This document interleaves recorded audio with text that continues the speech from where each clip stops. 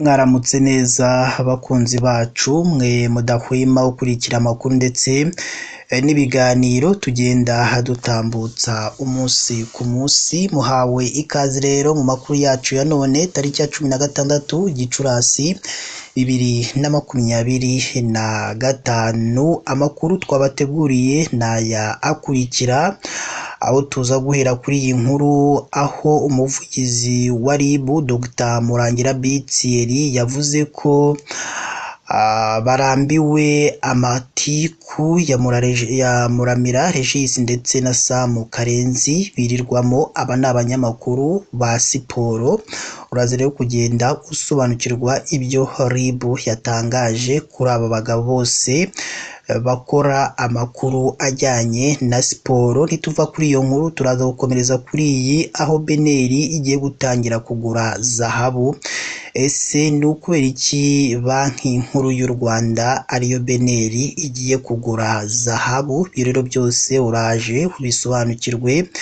Turaza kuva kuri iyo nkuru dukurikizeho iyi ngiyi, aho umusirikare urinda Tshisekedi yishe batatu bo muri military police. Ese byagenze gute kugira ngo uyu musirikare wo mu gisirikare cya FARDC afate umwanzuro wo kwica abarinda Tshisekedi batatu? Byaba byaturutse hehe? Nabyo turaje tugende tubibasobanurira. Turava kuri iyo nkuru dukurikizeho iyi ngiyi, aho fata ku mavuta yasabiwe gufungwa imyaka 9 yose.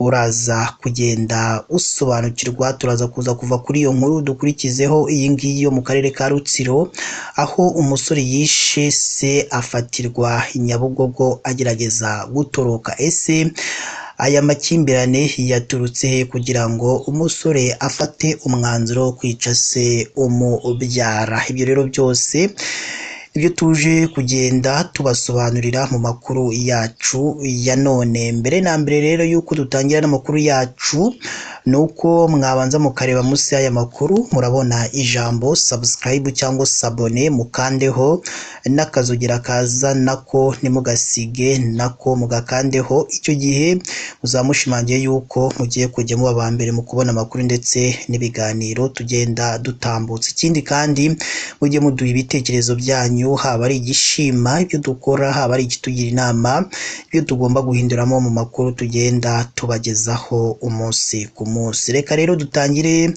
n'amakuru yacu, aho tugiye guhera kuri iyi nkuru igira iti turambiwe amatiku Muramira Regis na Sam Karenzi kubyo RIB yatangaje. Urwego rw'igihugu rw'ubugenzacyaha RIB mu Rwanda rwihanangirije abanyamakuru Muramira Regis ndetse na Sam Karenzi, rubasaba guhagarika amatiku. Ruvuga ko bamaze igihe birirwa mu Muramira na Sam Karenzi bamaze igihe baterana amagambo nyuma y'uko umwe avuye kuri radiyo ya Fine FM bahoze bakoranaho akajya gushinga iye yitwa SKFM. Muramira amaze igihe yaratangiye inkuru z'uruhererekane rw'amanyanga avuga ko Karenzi yagiye akora ibituma uriya wahoze ari umuyobozi we kuri Fine FM nawe amusubiza. Umuvugizi wa RIB Dr Murangira Thierry mu kiganiro yahaye itangazamakuru kuri uyu wa kane tariki ya 15 Gicurasi 2025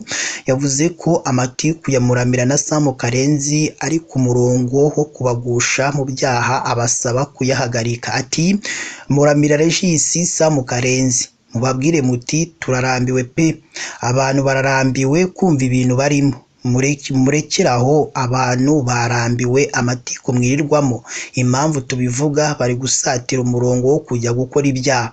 Umuvugizi wa RIB Dr Murangira Thierry yavuze ko RIB ivuga ko ubusesenguzi bwayo bugaragaza ko imvugo bariya abagabo bombi bakoresha busubizanya zishingiye ku makimbirane baziranyeho byihariye, ariko muri iki gihe zikaba zikomeje gufata indi ntera. Dr Murangira Thierry yakomeje avuga ko ibyo Muramira na Sam Karenzi barimo ari ugutandukira amahame y'umwuga wabo w'itangazamakuru, ariko kandi ibyo birabaganisha mu nzira zo gukora ibyaha, baragenda basatira ibyaha, ibintu baziranyeho ntibabibike bo ubwabo, bareke kubizana bakoresha itangazamakuru. Dr Murangira yakomeje avuga ko amakosa bakomeza gukora basubizanya bifashishije ibitangazamakuru ubutabera butazayarebera. Ati kugira ibyo bapfa barakuranye bibaho, ariko ntibivuze ngo umwe asubize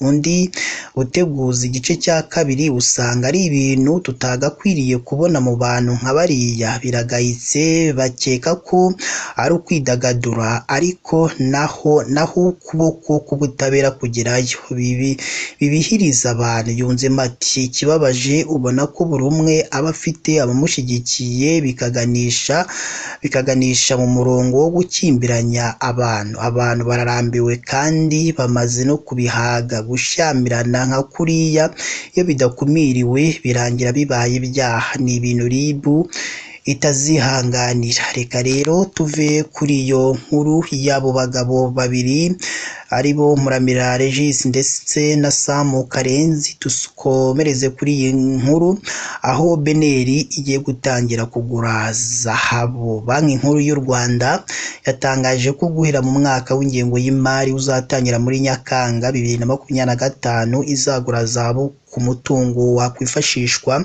mu bwizigame n'ishoramari mu guhangana n'ibibazo by'ubukungu no gushyiraho uburyo bushya bwafasha mu gihe ubukungu buhuye n'ikibazo. Hashize iminsi banki zo mu karere ziri kwiga uburyo zatangira kugura zahabu. U Rwanda rusanze ibindi bihugu nka Tanzania, Uganda ndetse na Kenya. Guverineri wa Banki Nkuru y'u Rwanda Soraya Hakuziyaremye yabwiye abanyamakuru ko kugura zahabu ari uburyo bushya bugiye gufasha BNL mu bwizigame. Ati nka Banki Nkuru y'Igihugu y'u Rwanda twafashe icyemezo cyo gutangira kureba uburyo twabyaza umusaruro zahabu. Uyu ni umutungo mushya kandi nk'uko dukomeje kurebera kuri bagenzi bacu tuzabatangariza mu mpera z'umwaka utaha w'ingengo y'imari ingano ya zahabu tuzaba twarashoboye kugura. Hakuziyaremye yavuze ko intego y'ingenzi ya BNL mu bwizigame mu madovize ndetse n'ishoramari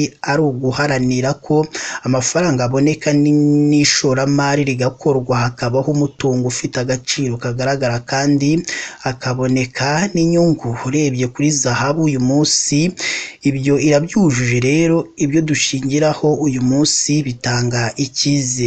Uyu Guverineri wa Banki Nkuru y'u Rwanda Soraya Hakuziyaremye yavuze ko inama y'ubutegetsi yamaze kwemeza ko BNL yatangira gushora imari muri zahabu kandi ko bizatangira n'umwaka w'ingengo y'imari uzatangira muri Nyakanga 2025. Ati nibwo tuzatangira kongera zahabu mu byo tubara nk'umutungo wacu. Hashize imyaka myinshi zahabu ari umutungo wifashishwa na banki nkuru z'ibihugu mu gushora imari n'ubwizigame. Ubu urebye ku isi hose banki z'ibihugu zibarirwa umutungo wa zahabu ungana na toni 35,000, nibura bingana na 1/5 cya zahabu imaze gucukurwa. Reka rero tuve kuri iyo nkuru dukomereze kuri iyi ngiyi nayo y'akababaro, aho mu karere ka Rutsiro umusore yishe se afatirwa i Nyabugogo agerageza gutoroka. Umusore w'imyaka 22 wo mu karere ka Rutsiro yishe se umubyara amukubise umuhembezo mu mutwe agerageza guhita atoroka afatirwa mu mujyi wa Kigali ahazwi nka Nyabugogo. Ibi byabereye mu murenge wa Musaza, akagari ka Gisiza wo mu mudugudu wa Gihinga mu ijoro rya tariki ya 14 rishira ya 15 Gicurasi 2025 masaha ya saa 9 z'ijoro zo kuri iyo tariki. Umunyamabanga nshingwabikorwa w'umurenge wa Musasa Bisengimana Janvier mu kiganiro yagiranye n'itangazamakuru yavuze ko uyu musore yatorotse agafatirwa i Nyabugogo. Ati yakubise anakomeretsa se umubyara w'imyaka 64 y'amavuko aho barwaniye mu kabari kabo bapimiragamo inzoga, mukomeretsa mu mutwe bikomeye. Yahise yoherezwa mu bitaro bya Murunda ariko biba iby'ubusa kuko yapfuye ubwo ubwo bari bagiye kumwohereza mu bitaro bya Kigali CHUK yahise atoroka, ariko ku bufatanye n'inzego afatirwa mu mujyi wa Kigali ahazwi nka Nyabugogo. Yasabye abaturage gukumira icyaha kitaraba bagatangira amakuru ku gihe, ubuyobozi bugakurikirana hakiri kare bitarabyara urupfu. Mu nkundire dukomereze kuri iyi nkuru, aho umusirikare urinda Tshisekedi yishe batatu bo muri military polisi. Ese byagenze gute? Umusirikare wo mu mutwe w'ingabo zishinzwe kurinda Perezida Felix Antoine Tshisekedi wa Repubulika Iharanira Demokarasi ya Kongo yarashe bagenzi be batatu mu mutwe ushinzwe imyitwarire y'abasirikare military polisi maze arabica. Byabereye mu kigo cya gisirikare cya Babylon giherereye i Kinshasa mu rukera rwo kuri uyu wa kane tariki ya 15 Gicurasi. Igisirikare cya RDC aricyo FARDC cyemeje aya makuru biciye mu itangazo ryasohoye. Iki gisirikare cya Kongo FARDC cyagize giti mu masaha ya saa 9 mu rukerera umusirikare wo mu mutwe wa Garden Republican yarasiye batatu muri military police mu kigo cya Cap Babylon, ahita bica nyuma yo gutwara magazine z'imbunda zabo. Uwo bikekwa ko ari umugizi wa nabi yahise ahungira ahari gukorerwa imirimo y'ubwubatsi ku ikorosi riri ku muhanda wa Avenue Kivu muri komine ya Kitambo. FARDC ivuga ko uriya musirikare yamaze gutabwa muri yombi nyuma yo kurarirwa na bagenzi be benshi bo muri military police, gusa impamvu yatumye arasa banyakwigendera ikaba itaramenyekana. Igisirikare cya RDC kandi kivuga ko iperereza ryamaze gutangira kugira ngo hamenyekane icyatumye uriya musirikare yivugana abagenzi be. Reka dukomereze kuri iyi nkuru, aho Fatakumavuta yasabiwe gufungwa imyaka 9. Urukiko rwisumbuye rwa Nyarugenge rwaburanishije ku mugaragaro urubanza ruregwamo Fatakumavuta ukurikiranweho n'ubushinjacyaha ibyaha 6 birimo gukangisha no gusebanya ku mbuga nkoranyambaga, kubangamira ituze rusange, gukoresha ibiyobyabwenge ndetse n'ivangura rikurura urwango. Ibi byaha byose ubushinjacyaha buvuga ko byakozwe binyuze mu buryo bw'itangazamakuru, aho uwo biregwa asanzwe ari umwe mu bantu bakoresha cyane imbuga nkoranyambaga mu rwego rw'isesengura n'ibitekerezo ku buzima bw'igihugu. Mu rubanza rw'ubumizi rwatangiye ku wa 15 Gicurasi uyu mwaka, ubushinjacyaha bwagaragaje ko Fatakumavuta akoresha amagambo atesha agaciro abandi banyarwanda bikagira ingaruka ku mutekano w'igihugu no ku mibanire y'abaturage.